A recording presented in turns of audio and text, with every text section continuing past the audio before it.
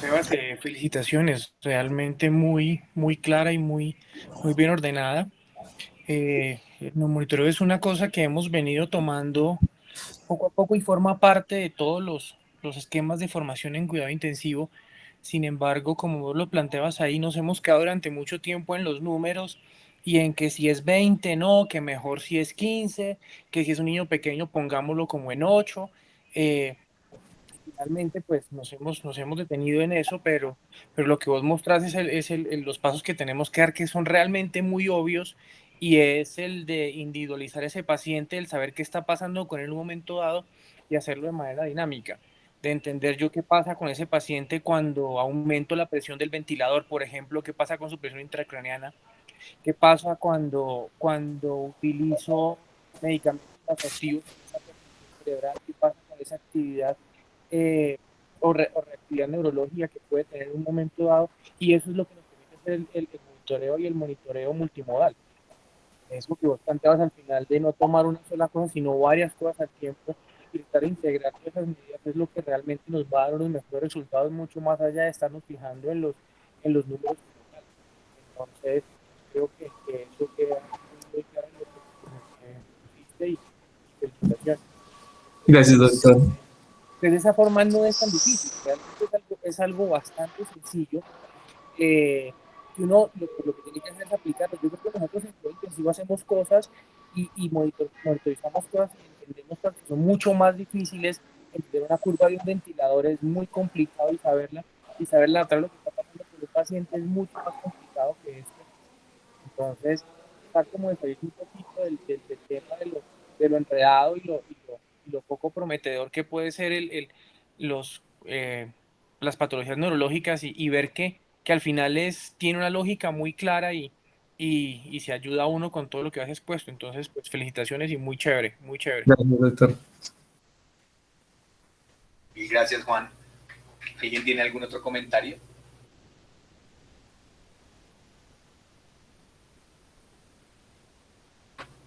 Bueno, muy bien, entonces, si quieres, iniciemos con las preguntas del taller. Bueno, yo sí tengo una pregunta, Pregunte. pero yo no, pues de pronto, doctora, ¿por qué? O sea, es que casi no se encuentran estudios, pues obviamente uno en pediatría sabe que a veces es difícil hacer un estudio, que digamos el número de pacientes es difícil lograrlo, pero es que uno ve que casi no hay estudios de pediatría y con un número tan limitado que uno pues digamos dice que pues yo creería que habría la posibilidad de hacer más estudios y con muestras mayores, pero no sé si hay algún tipo de limitante grande o algo. ¿Cuál crees vos que puede ser esa razón? Yo te pregunto por qué crees, porque probablemente lo que yo voy a contestar va a ser especulación, pero ¿cuál crees vos o algunos de ustedes creen que puede ser esa razón? Bueno, la primera que yo creía es que tampoco lo practicamos habitualmente, o sea que no lo hacemos con frecuencia, pese a que a veces se tienen las herramientas. Yo creo que de causa sí tenemos, o sea, tenemos pacientes con lesiones que ameritarían y que podría uno hacerles el seguimiento, pues la verdad no sabría por qué más. Una de las cosas que yo creo es que probablemente nos hemos apegado a unos dogmas muy claros y cosas que son inamovibles en este sentido. Y hablo, por ejemplo, cuando empiezan a salir los estudios que critican un poquito la medición de la presión intracraneana como ese estándar de manejo en el paciente neurocrítico, se viene siempre es una avalancha grande de críticas hacia eso, entonces creo que hemos adquirido como dogmas cosas que tienen 60 70 años de antigüedad, como el valor de presión de perfusión cerebral, los valores de presión intracraneana, y eso creo que ha limitado un poco porque también desde el punto de vista ético hacer ese tipo de estudios en niños tiene sus implicaciones. Entonces, pues si ya se define un gol estándar porque se definió porque sí, porque realmente pues de esa forma se ha visto, eh, pues es difícil tratar de romper ese dogma. Creo que esa es una de las razones por las que es tan difícil encontrar estudios en esto, porque pacientes neurocríticos tiene uno todo el tiempo. El trauma craneoencefálico en la población pediátrica es incluso mucho más en ciertas edades que en los adultos, entonces ¿de dónde hay población para obtenerla? Existe bastante. ¿Mm? Entonces creo que es más como de sentarse un poquito, empezar a juntar y empezar a tratar de cuestionar esos dogmas que tenemos. Eso no significa que sean falsos, simplemente significa y busquemos una forma a ver si de pronto esto que estamos haciendo lo podemos comprobar un poquitico más y nos salimos de esas conceptos como tan sólidos y tan escritos en piedra que tenemos para tratar de refutarlos o de por lo menos modificarlos un poco, qué es lo que está pasando y lo que pasa con monitorización multimodal y lo que hacemos con la individualización en pacientes con índices de reactividad o diferentes índices, o mirando los cambios de presión intracraneana con respecto a la vaina del nervio óptico, por ejemplo, o ir sumando, ir juntando mediciones para tratar de romper esos dogmas precisamente. Pero sí, vos tenés razón, los estudios son muy poquitos y con poquitísimos pacientes. No sé, Pablo, si vos tenés alguna opinión respecto a eso, o alguno de los grandes aquí, o alguien sobre el porqué de eso. Yo creo que el problema grande, por lo menos en nuestro medio, es que la atención neurológica no ha sido centralizada nunca, cada quien hace un poquito, a veces sin tener todos los recursos que se necesitan. A veces la discusión con los neurocirujanos, que no les gusta dejar dispositivos intraventriculares, o eso cuando no tienen que entrar al trauma. Y creo que además de eso, pues se asocia a que no tenemos cultura de investigación, porque no nos dan recursos ni nos dan los espacios, entonces usted tiene que voltear todo el día que ahora se va a poner a... Juan no quiso contar, pero él está viendo un estudio ahorita, ¿no?, descriptivo del comportamiento del trauma encefálico, por lo menos para ver si estamos poniendo más manitol, más hipertónica, si nos va mejor con una o con la otra, que es el famoso estudio SALTI, que es además con los asiáticos, que es el grupo de Bachman, que estaba buscando información de eso. Entonces, yo creo que, pues sí, lo que tú dices, o sea, no hay, pero tampoco hay quien arranque y quien empiece. Entonces, es una llamada a los jóvenes para que creen investigación nueva, todas esas dudas que tengan, traten de resolverlas con investigación. Jalen a tipos como Juan David, que lo que necesitan es que alguien los jale para que les ayude con con el secretariado y esas cosas, pero que en principio vale la pena. Pero chévere que tengas la duda, porque eso quiere decir que pronto en un futuro habrá algún grupo que se interese por eso. Muy bueno, si ustedes vieran lo bonito que es, por ejemplo, cuando uno tiene un paciente con un electroencefalograma, que es probablemente de los fuertes que yo tengo y de las partes que más me gustan, y ustedes ven cómo tienen esa perfusión con una tensión X, y luego empiezan a subir la tensión arterial, empiezan a reanimar y ver cómo empiezan a cambiar esas ondas, que significa que algo está pasando con ese cerebro, algo está pasando con esas neuronas, pues uno se da cuenta del impacto real que eso tiene. Y lo ve uno, por ejemplo, cuando el NIRS, y el NIRS lo usan en cardiovascular, y pues sí, de una forma se guían, y el NIRS, y mire que nos subió el NIRS y todo, pero finalmente quedan como relegados a una tercera opción después de los números que nosotros siempre manejamos, que la tensión, que la frecuencia, que todo eso, pero ver cómo eso me ayuda a modificar un poquitico algo de manera indirecta la actividad cerebral es muy interesante y es muy bonito. Entonces, cuando tengan la oportunidad, tengan, si miren eso, es lo mismo. Cuando uno ve cómo tiene un niño al que uno está reanimando y ve cómo se va despertando un poquito más, y ve cómo después de unas horas ya empieza a moverse un poquito más, y ve cómo un día después ya ese niño ya come un poco más, y eso es simplemente la forma como nosotros desde el punto de vista sistémico estamos reanimando ese cerebro. Y lo podemos hacer minuto a minuto con monitorización como esto, lo podemos hacer por horas clínicamente viendo las cosas, y realmente pues el cerebro nos da esa capacidad de observarlo y de ver cómo va cambiando con las medidas que nosotros vamos haciendo. Nosotros tenemos niños que están acostados encefalopáticos, choqueados, y pues eso forma parte de lo que uno ve todo el tiempo, pero uno ve cómo 2 días después ese niño ya se sienta, le sonríe a uno, y lo que nosotros hicimos durante ese tiempo fue ayudando a ese cerebro y reanimando ese cerebro. Así lo que único en lo que nosotros nos fijáramos durante los días que estuvimos haciéndolo fue cómo estaba la PCR, cómo iba la infección, cómo iba el lactato, pero lo que nos satisface al final es ver ese niño sentado, sonriendo y haciendo lo que ese niño es. Y eso de reanimar cerebro, que es lo mismo que hacemos si uno lo reduce a cosas chiquitas como monitorización, y dice, oiga, es una gotica chiquita que estoy contribuyendo yo para que ese niño en 3 días esté despierto jugando.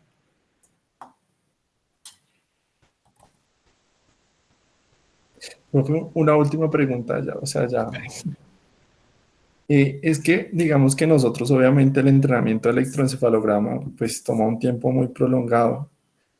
No sé si el doctor Juan David, digamos que qué tan lejos estamos que haya este tipo de software sea realmente, o sea, a veces de que hablan de que le pueda uno, como digamos, indicar qué está pasando en ese electroencefalograma, que le ayude, pues, porque uno a veces tiene el monitoreo y lo ve ahí continuo, pero pues digamos que está perdiendo algo esencial y por allá al otro día le dicen, no, sí estaba convulsionando. Entonces, digamos que estos software sí podrán en algún momento llegar a decirnos qué está pasando. La idea es que eso suceda, pero con el electro pasa una cosa y es que esta es una tecnología que tiene 150 años, 120 años más o menos, y desde que se describió, las manifestaciones y las alteraciones que tienen, las que son muy claras, están muy claras, pero hay cosas que ni siquiera los electrofisiólogos nos hemos puesto de acuerdo en que si esto es anormal o es normal, y nos ha tocado ahorita en cuidado intensivo llevar eso al contexto del paciente y ver algo que yo vi hoy como una descarga o como una actividad que a mí me pareció anormal y seguirla después de 3, 4, 5 días y ver, oiga, esto evolucionó de esta forma, entonces probablemente eso que vi hace unos días fue anormal y empezar a describirla de esa manera. Entonces hay cosas en las que no nos hemos puesto de acuerdo. Entonces, cuando yo miro un software, el software lo que tiene que hacer es empezar a reconocer los patrones pequeñitos y agruparlos como anormales o normales, que es más o menos lo mismo que están haciendo en radiología con las radiografías. Le muestran a un computador muchísimas imágenes y alguien le dice, oiga, esto es anormal, esto es anormal, esto es anormal, y finalmente él empieza a detectar esos patrones que son anormales para finalmente establecerle una respuesta a uno que sea automática y sea más rápida. Entonces, lo que uno sí puede hacer con el espectro, como vos lo ves, es mirar cómo cambia y cuando vos lo ves ahí, él cambia de colores y cómo va cambiando eso en un espacio de tiempo que es muy similar a lo que hacen los neonatólogos con el de amplitud integrada. Miran es cómo cambia eso en un espacio de tiempo, pero las alteraciones puntuales son más difíciles de detectar. Eso nos va a tardar un tiempito, pero ahí está. Y me lo muestra de forma gruesa. Entonces, si bien es cierto, yo no voy a poder diagnosticar rápidamente, por lo menos en el tiempo corto, descargas muy puntuales o cosas que son muy difíciles, sí me da a mí un esquema grande de, oiga, algo está pasando con ese cerebro, mejor hagamos algo. Y la otra cosa es que todavía como no lo tenemos, pues eso tiene que ir muy de la mano de la persona que lo está leyendo. Y es mandar las fotos, mirar qué es lo que está pasando, decirle, oiga, eche una miradita rapidito a este a ver qué está sucediendo, o bien sea porque yo vi una alteración clínica, o bien sea porque vi una onda que no me gustó. Y entonces finalmente se ayuda a complementar y el ideal de esto es que las monitorizaciones sean muy en tiempo real o lo más cercano a tiempo real. Entonces se han establecido criterios de cómo se hace eso, entonces que el neurofisiólogo revise una telemetría dependiendo de las horas, cada 4, cada 6 horas le eche una miradita rápida para decir qué es lo que está pasando, porque pues de esa forma yo también protejo. Nosotros sabemos que una de las cosas que más aumenta el consumo de oxígeno cerebral son las convulsiones. Entonces, pues obviamente, si yo tengo algo que me está aumentando 20-30% el consumo de oxígeno, pasémoslo a términos de neuronas. Esos son 20 o 30% de neuronas que se me están muriendo si yo estoy en un límite de aporte de oxígeno. Entonces, cositas como esas le pueden ayudar a uno, pero para responder su pregunta nos vamos a demorar, pero ahí vamos, ¿sí? Ahí vamos. Yo creo que eso va a llegar de la mano cuando tengamos software que nos lea específicamente las imágenes y eso no está tan lejos, ¿sí? Así. Gracias, doctor. Bueno, muy bien, entonces si quieren empecemos el taller. No tengo aquí las preguntas. Entonces, la primera pregunta va orientada a qué encontraron de evidencia de monitorización de PIC en general o específico en pediatría si encontraron.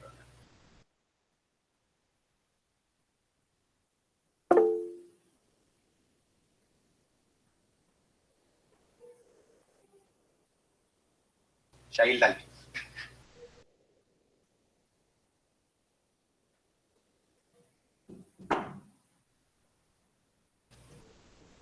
No te oímos. No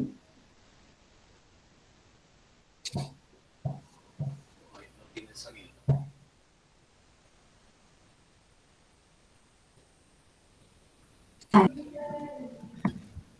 Hola, buenas tardes. ¿Me escuchan?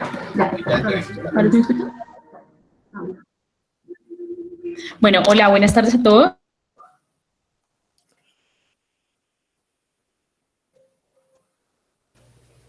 Volviste a quedar Mi nombre es Shaisha. Ahora sí.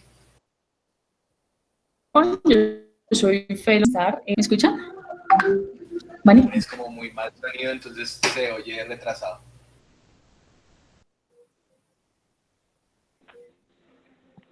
Aló, ¿me están escuchando mejor por acá? Ahora sí.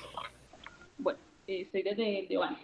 Entonces, realmente es una pregunta muy difícil de contestar. Realmente la evidencia, como dice Juanse, es muy limitada y pues no hay, digamos, una información universalmente aceptada para establecer indicaciones precisas.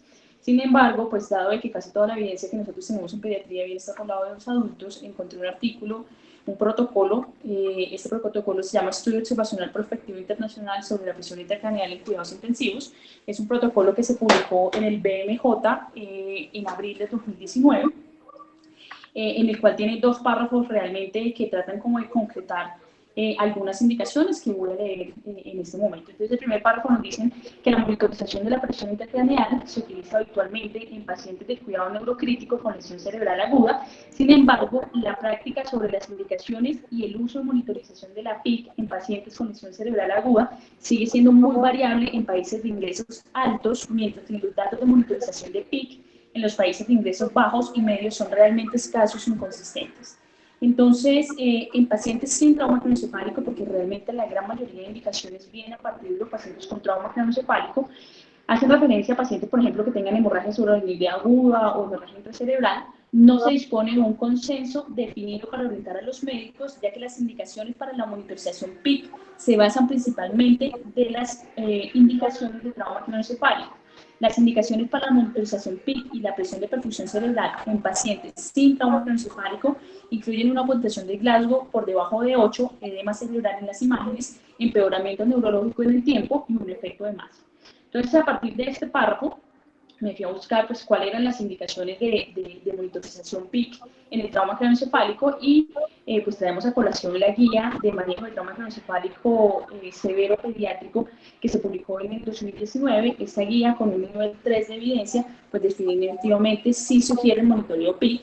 Realmente no dice, digamos, indicaciones más precisas como tal, pero lo que ellos plantean, o digamos la explicación que ellos dan, es que tener pacientes con inflamación cerebral difusa en el TAC es 75% específico para la presión intracraneal tener elevada. 32% de los pacientes con trauma tienen una PIC elevada. En los pacientes que no muestran movimientos espontáneos, hasta el 80% pueden tener edema cerebral y solo el 20% de los pacientes que muestran movimientos espontáneos tienen edema. Entonces, a partir de esto, hay una asociación directa entre el edema cerebral y los pobres desenlaces, incluyendo la muerte. El monitoreo PIC definitivamente disminuye la mortalidad. El que tiene monitoreo PIC es tratado con más intensidad que los pacientes que no tienen monitoreo PIC. Y la PIC solo se recomienda para determinar si tiene o no tiene hipertensión arterial. Eso es con respecto a la guía, digamos, del 2019. Pero si uno usa otras indicaciones diferentes de monitorización, pues salen algunas indicaciones inclusive de adultos. Tengo tres grandes, pero pues esto viene de artículos de adultos. La primera es el trauma craneoencefálico severo, con un Glasgow menor a 8 y un TAC anormal, un deterioro neurológico crítico posterior al trauma, y en los pacientes que tengan trauma, pero tengan un TAC normal, que al menos cumplan dos de las siguientes condiciones. La primera de ellas, que tengan una edad mayor de 40 años, por eso digo que esto está traído a adultos, que tengan descerebración unilateral o bilateral, que tengan anomalías pupilares o que tengan una presión sistólica menor de 90. Eso fue lo que encontré. Chili, mil gracias. ¿Alguien más encontró alguna otra indicación o encontró algún otro sitio donde hubiera más información?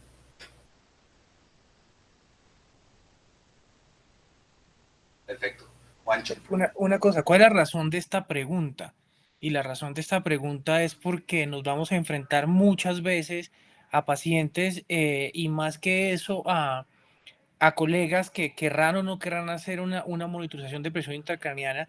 Entonces la idea de preguntas como esta es para que tengamos siempre como una fortaleza desde lo académico para esas indicaciones, porque pues muchas veces eso depende de cómo lo vio el neurocirujano, de quién es el neurocirujano, de qué tan amigo sea, de qué tanto le sonó ponerla o qué tanto no. Entonces sí es una batalla que uno tiene, no solamente para que lo pongan, sino muchas veces para que no lo hagan. Entonces la idea de esto es que ustedes busquen esas herramientas que les ayuden para primero, para definir realmente qué necesita su paciente, si su paciente se lo necesita o no. Y segundo, una vez que ustedes hayan definido qué necesita su paciente, puedan ir a donde el neurocirujano y con esos argumentos decirle, oiga, yo pienso que debería tenerla por esto, esto y esto, que sean muy contundentes y que realmente sean convincentes, o por el contrario, no, pues a este no se lo ponga porque es que mire que tenemos esto y esto, y yo podría manejarlo sin presión intracraniana, porque no necesariamente, a pesar de que la evidencia dice que la presión intracraniana nos ayuda y nos ayuda a tomar decisiones, pues eso no significa que también todos los pacientes tengan que tenerla por el simple hecho de tener una lesión neurológica. Entonces es entender muy bien cuándo sí y cuándo no, y armarnos de herramientas para ir a convencer a esos que nos van a ayudar a hacerlo cuándo sí y cuándo no. Esa es la razón de esta pregunta. Juancho pregunta, ¿hay alguien en Bogotá que esté poniendo parenquimatosos? Los se ponen es decir, eso depende de qué tengan disponible, pero si alguien en Bogotá se refiere a neurocirujanos o a no neurocirujano. Sí, o sea, digamos en pediatría o en adultos si están usando Sí. parenquimatosos, ya sea por adultos, ya puesto por neurocirujano o puesto por intensistas. Sí, los laicos los ponen con las ventajas que pueden tener, y es que son fáciles de poner, son sencillos de monitorizar, que son difíciles de calibrar, pues ya no se pueden calibrar después, pero sí lo hacen. En Chayo utilizan mucho presión tisular de oxígeno como uno de los marcadores. Entonces sí, esos equipos los tiene Johnson y realmente son fáciles de poner. Incluso, pues no sé si os te acuerdas cuando recién empezamos en San José, la idea mía era de pronto ponerlos, pero hubo problema ahí con los neurocirujanos para eso, porque pues realmente es algo que les compete a ellos precisamente, pero sí hay kits que vienen incluso con el taladrito pequeñito, donde uno puede abrir la craneotomía y meter, es un alambrito de fibra óptica muy fácil de poner, y bien ubicado, puede quedar muy bien puesto. Entonces sí lo hacen, y lo hacen con frecuencia, que son un poquito más caros, eso sí. Y gracias. Bueno, la segunda pregunta, entonces, evidencia de que funcione. Un poco Shirley contestó ahí parcialmente, pero digamos la segunda pregunta son las evidencias a favor y evidencias en contra. Dale, Juanis. ¿Me escuchan? Sí, ahí estoy muy bien. Bueno, entonces, bueno, la evidencia, encontré varios artículos, voy a tratar de resumir como dos que me parecieron interesantes. Entonces, encontré un artículo publicado en Pediatric Surgery International del 2020. Ellos argumentaron que la utilización de la monitoría de la PIC pues, en los pacientes pediátricos realmente era muy baja y variaba en distintos centros. Entonces, plantearon la hipótesis que los pacientes con lesiones más graves, sobre todo de Glasgow de 3 y 4, pues iban a tener como una disminución de la mortalidad. Y esto es un dato ahí bien interesante que pues ahorita le tengo una pregunta al doctor, porque pues evalúan o proponen que van a tener disminución de la mortalidad asociada con los dispositivos invasivos. Y para ello, para poder desarrollar el estudio, ellos hicieron una consulta en el programa de mejora de la calidad de trauma pediátrico en pacientes de menos de 16 años y que cumplían como criterios pues como para monitorización. Entonces, como les dije, el desenlace primario fue la mortalidad, y ellos hicieron una comparación de los pacientes que tenían monitoría de la PIC con los que no tenían monitoría de la PIC, y utilizaron una regresión logística para examinar pues cómo es el riesgo de mortalidad. Entonces, de 3.808 pacientes, 685, o sea, el 18%, fueron sometidos a PIC, y esa monitoría de PIC ellos encontraron que se asoció a un riesgo más alto de mortalidad, con un OR de 1.8, un intervalo de confianza de 1.3 y 2.4 y una P menos de 0.01. Y además hicieron un análisis secundario en el que trataron de dividir como la monitoría de la PIC en tres categorías, y en ese escenario encontraron que el drenaje intraventricular y el intraparenquimatoso iban a tener, pues iban a estar asociados de una forma independiente con mayor riesgo de probabilidad de mortalidad.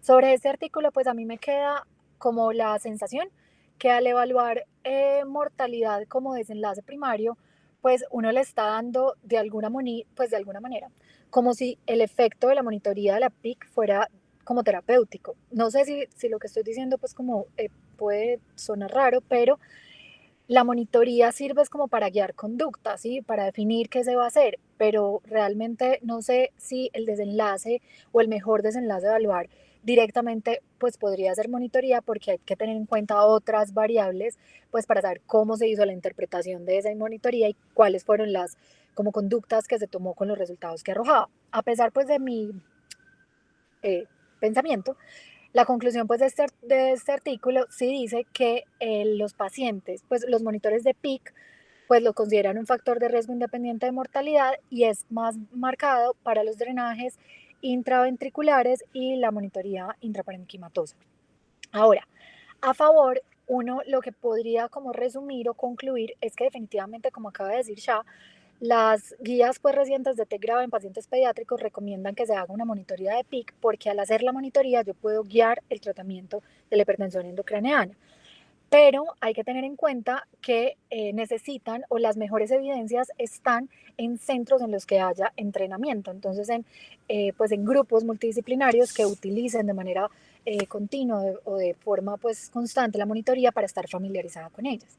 Hay un artículo publicado en JAMA en el 2014, pues que creo que es bastante conocido porque está citado en varias de las guías actuales, en donde ellos pues hacen como un análisis también de una base de datos y ellos, por el contrario, a diferencia del artículo anterior que les mostré, dicen que la monitoría de la PIC, pues que también se hace muy poquito, pero que sí pareciera ser que se asocia pues como a un riesgo, a una disminución del riesgo pues como de mortalidad. Y ellos dicen que hay algo que es importante y es que hay que tener en cuenta que algunos de los pacientes que llevaron a monitoría de la PIC tuvieron unas estancias en UCI más prolongadas y unos tiempos hospitalarios más prolongados, pero eso es un factor que también hay que ver con cuidado, dado que usualmente estos pacientes fueron aquellos que tenían unos Glasgow más bajos al ingreso y que entraban como con una condición peor. Yo, a manera de conclusión personal, creo que de acuerdo a lo que uno quiera buscar, va a encontrar la respuesta pues que quiera tener a su duda, porque en este tema específico hay evidencia que podría argumentar el por qué no hacerlo y hay evidencia que puede pues ir a favor de hacerlo. Lo que sí es claro es que estoy de acuerdo con la conclusión que pues con la que dice Juan al final de la charla y es que realmente ahora tenemos muchos elementos de monitoría y esto nos va a ayudar es como de forma global a guiar la terapia de lo que estamos haciendo en cuidado intensivo. Entonces, si ya tenemos opciones de hacer intervenciones, pues podríamos utilizarlas independiente de que eso vaya a tener pues como una mejoría en un desenlace como mortalidad. Eh, y bueno, eso es todo. Gracias. Y gracias, Juanita.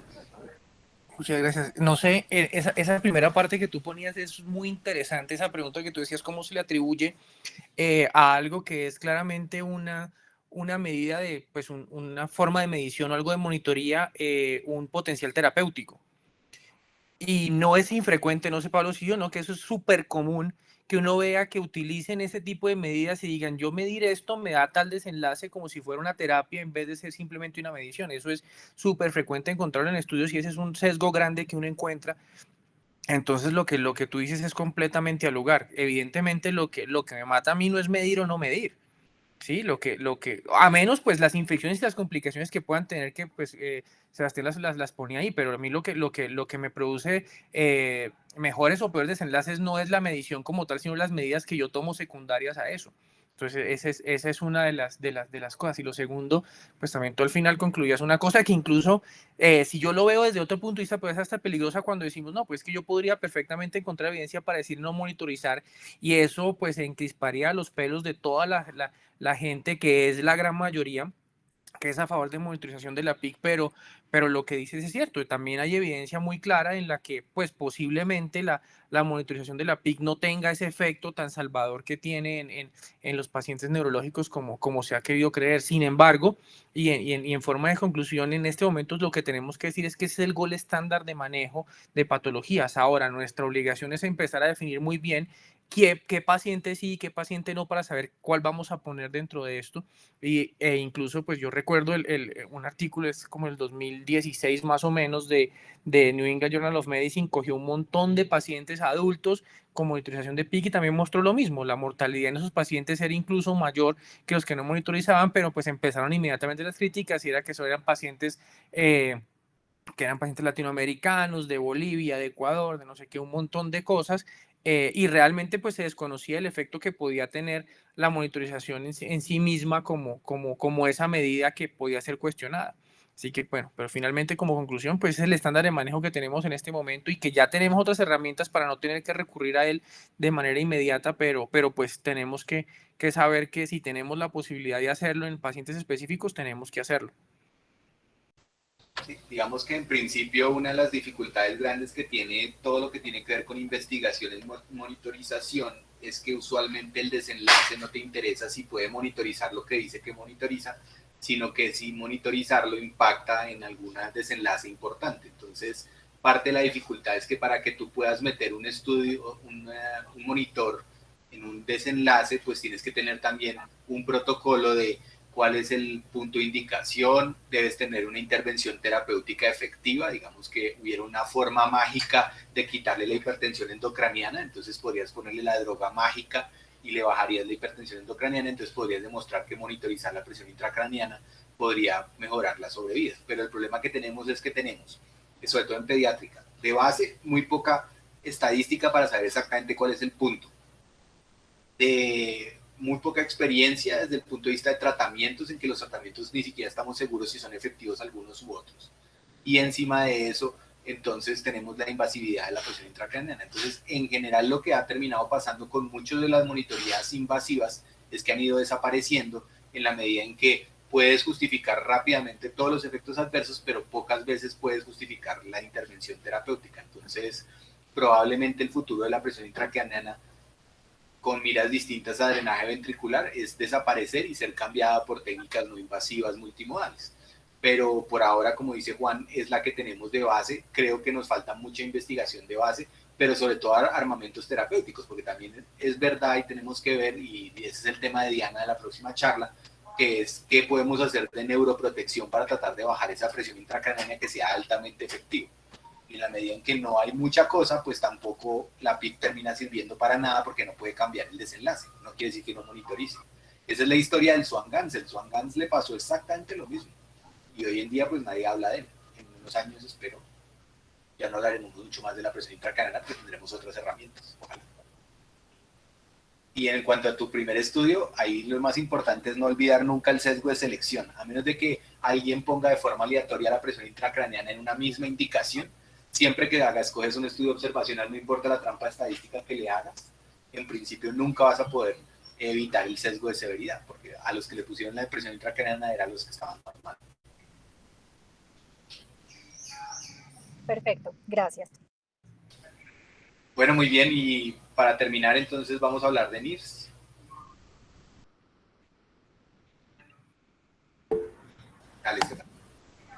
Hola, buenas tardes a todos.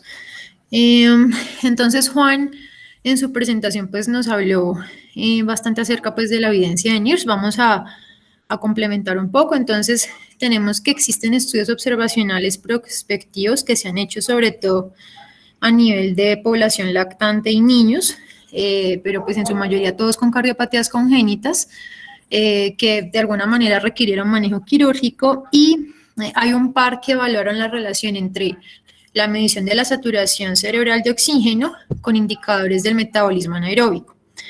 Hay dos series, una que desarrolló Kaufman y colaboradores en el 2008 y otra que desarrollaron Chakrabarty y colaboradores en el 2009, series de 20 y 23 pacientes respectivamente, en donde ellos encontraron que había una fuerte correlación entre la saturación cerebral de oxígeno y los niveles de lactato dentro de las 48 horas posteriores a la cirugía. Específicamente en la serie de Chakrabarty, él logró establecer que la saturación cerebral de oxígeno menor al 65% en niños con cardiopatías nocionosantes predijo, digamos, un lactato sérico de más o menos 3 milimoles por litro, con una sensibilidad del 95% y una especificidad del 83%. Hay otra serie que se desarrolló más recientemente en niños en edad preescolar con síndrome de ventrículo izquierdo hipoplásico, donde lograron desarrollar o relacionar que la duración de la desaturación cerebral de oxígeno de entre las primeras 48 horas después de la intervención quirúrgica eran predictivas de un desarrollo neurológico deficiente posterior.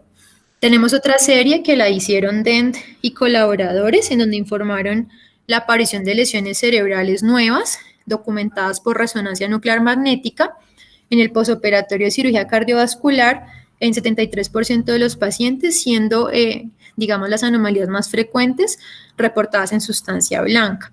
Y lograron relacionarlas con niveles de saturación cerebral de oxígeno pues mencionar ellos ahí en su estudio menos del 45% por más de 180 minutos. Y más recientemente, Cushman y colaboradores hicieron un estudio prospectivo a nivel intraoperatorio en 104 lactantes que fueron sometidos a reparación biventricular, en donde ellos encontraron o intentaron evaluar el impacto en el neurodesarrollo posterior pues, de la cirugía y con relación a la aparición de lesiones cerebrales, y encontraron sí que en pacientes que tenían saturaciones cerebrales de oxígeno más bajas 60 minutos después de la intervención, lograron encontrar, digamos que índices de neurodesarrollo dados por la escala de Bailey mucho más afectados. Ya yéndonos pues como a estudios de mayor peso epidemiológico, tenemos la revisión de Cochrane del 2018 que mostró Juan, que en realidad era un estudio que intentaba mirar el NIRS perioperatorio en relación a oxigenación cerebral en niños y adultos, pero ellos en realidad no seleccionaron estudios en pediatría. Por esa razón, pues no pudieron hacer ninguna como recomendación al respecto, y lo que mencionan es que en pediatría requerimos más ensayos clínicos aleatorizados realizados en pacientes, digamos, en cirugía no cardíaca, como para hacer alguna recomendación adicional. Y tenemos ya para finalizar las recomendaciones para monitoreo hemodinámico en niños críticamente enfermos, que la hicieron los de la ESNIC en el 2020, en donde ellos dicen que la única recomendación sólida que pueden hacer es desaconsejar el uso rutinario del NIRS en niños con inestabilidad hemodinámica, y ese comité, digamos que no pudo hacer recomendaciones al respecto en relación a uso de NIRS en niños en estado de choque, después pues, de paros cardiorrespiratorios. Tampoco pudieron hacer recomendaciones en pacientes con lesiones cerebrales traumáticas, ni en pacientes con encefalopatía hipóxico-isquémica. Entonces, por último, lo que ellos mencionan es que tampoco hubo un acuerdo establecido sobre la utilidad clínica en relación a los valores límites que se han establecido pues, para saturación tanto cerebral de oxígeno como somática de oxígeno. Y ya. Stephanie, mil gracias. Entonces, ¿cuál sería la conclusión con eso? Porque quedé como, ups. Pues, Doc, en realidad, digamos que para la parte intraoperatoria, sí hay algo de evidencia, pero no es tan sólida y es más, digamos, limitada por lo que nos pasa a todos en pediatría, y es que, pues, siempre tenemos limitante en el sentido de que no hay estudios grandes, no hay estudios con peso epidemiológico, pero creería yo que es más pues por la limitante ética que tenemos. Yo creería que si estamos en un contexto en el que la herramienta pues se puede usar, podemos hacer uso de ella, así como lo hemos mencionado pues para la PIC, pero teniendo en cuenta que en realidad la mayor evidencia que existe, siendo sacada de estudios muy pequeños, está más dada para pacientes de cirugía cardiovascular. Pero entonces, si ustedes se fijan, incluso con ese mismo peso de evidencia no la recomienda de esa manera. Ahora tengamos en cuenta una cosa, y es, pongamos en el contexto en el que ustedes son los jefes de una unidad de cuidado intensivo y están montando un programa de unidad intensiva de cardiovascular específicamente. Y uno de lo que ustedes están pidiendo para costos es deme una monitorización de NIRS.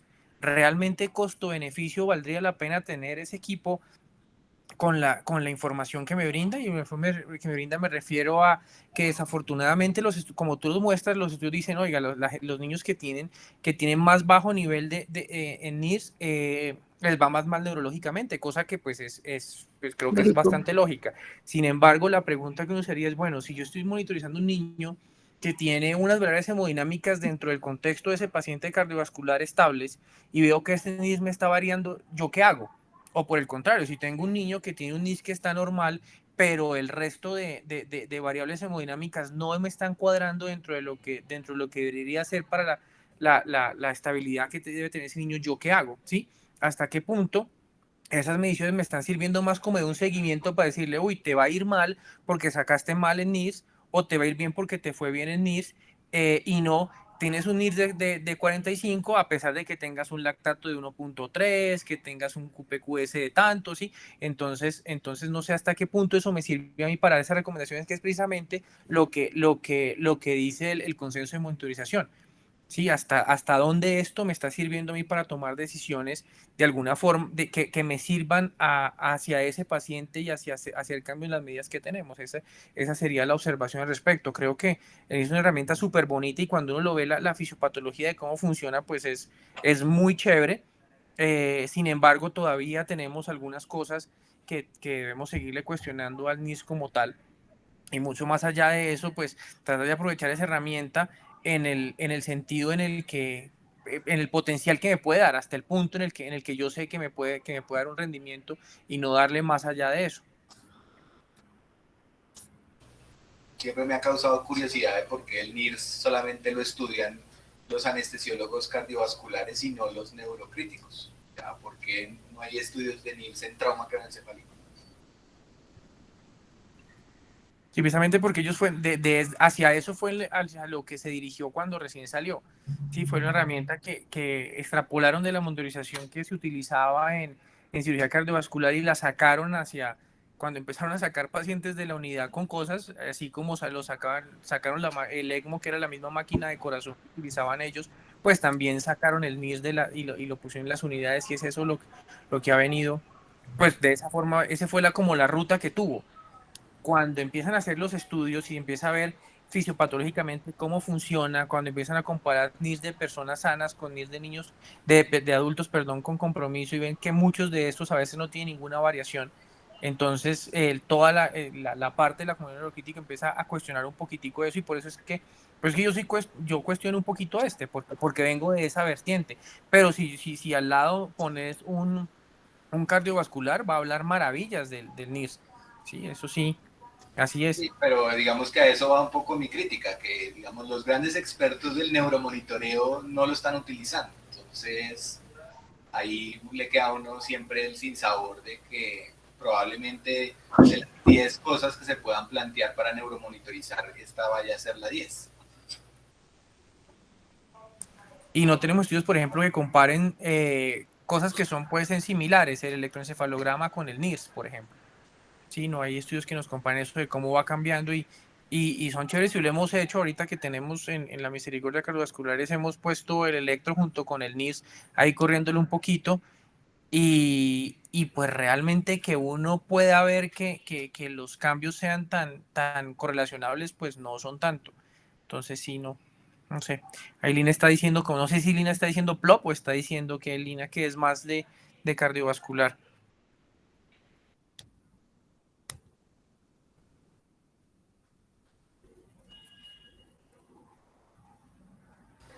Buenas tardes, ¿me escuchan? Sí. Buenas, Sí, Lina, ahí te vimos, dale. ¿cómo están? Bueno, yo no voy a hablar de evidencia porque en realidad como Juan lo expuso y como está diciendo Juan David, en realidad no hay una evidencia de peso, tampoco hay unos valores límites en pediatría que ya estén avalados y que nos digan esto es la normalidad, esta es la anormalidad. Pero sobre todo en pacientes que están sometidos a planos profundos de anestesia y en los que su hemodinamia no nos permite hacer otro tipo de monitoría, nosotros nos apoyamos en el uso de Doppler y de NIRS, hablando específicamente en los pacientes sometidos a ECMO. Sebastián nombró un comportamiento específico del NIRS en los pacientes sometidos a cirugía cardíaca, que responde a la fisiología o a los cambios fisiopatológicos que tiene el flujo cerebral y el consumo metabólico de oxígeno durante la inducción anestésica, la entrada a circulación extracorpórea. Eso va derivado pues, de muchos factores, de la hipotermia, de la hemodilución. Y si son sometidos a flujo no pulsátil, esto se acentúa mucho más. Pues vamos a tener disminución del flujo sanguíneo cerebral y del consumo metabólico independientes y más profundas, y esto adicional a la disfunción microvascular que ya en sesiones anteriores hemos hablado ampliamente de eso. Nosotros nos basamos en datos de población adulta, en realidad como dice Juan, estos datos vienen de pacientes sanos, nos basamos o partimos de rangos entre 50 y 80%, permitiendo variaciones no mayores al 10%.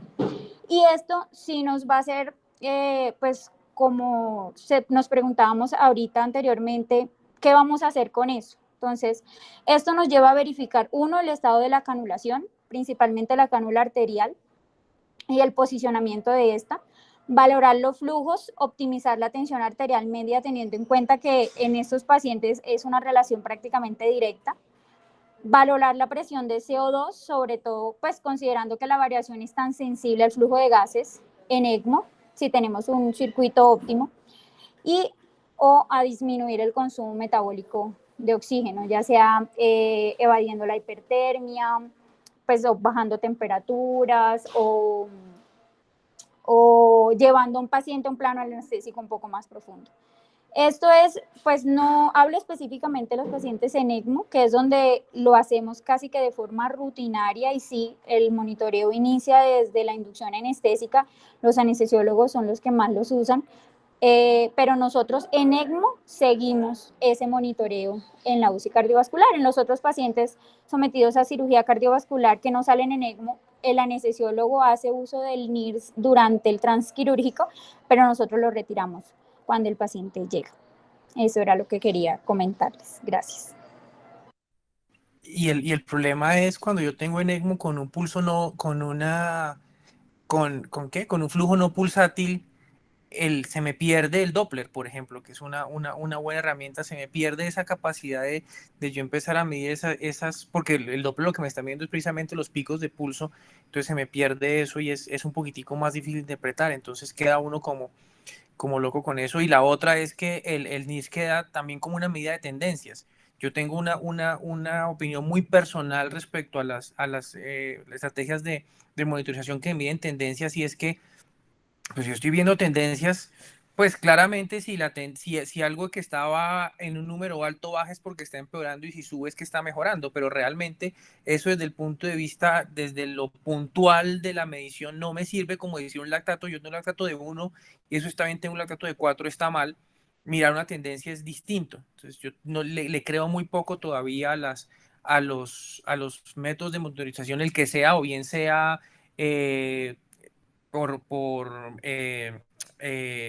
Un biomarcador, o bien sea un aparato que demuestra las tendencias, porque las tendencias no son difíciles, las tendencias son más bien fáciles de evaluar.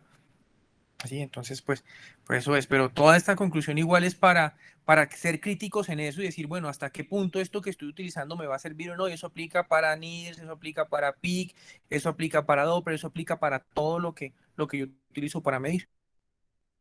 Sí, totalmente de acuerdo. Y bueno, el NIRS sí se ha descrito que sí, digamos que tenemos buenos resultados con flujo no pulsátil.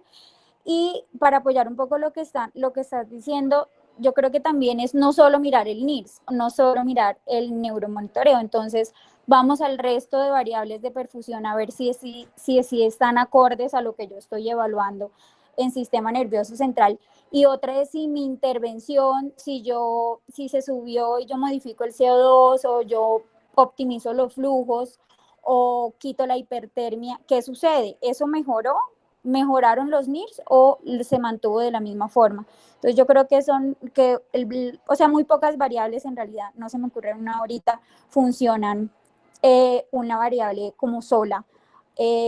No tienen un buen resultado. Entonces yo creo que mirar el resto de cosas también funciona bastante bien.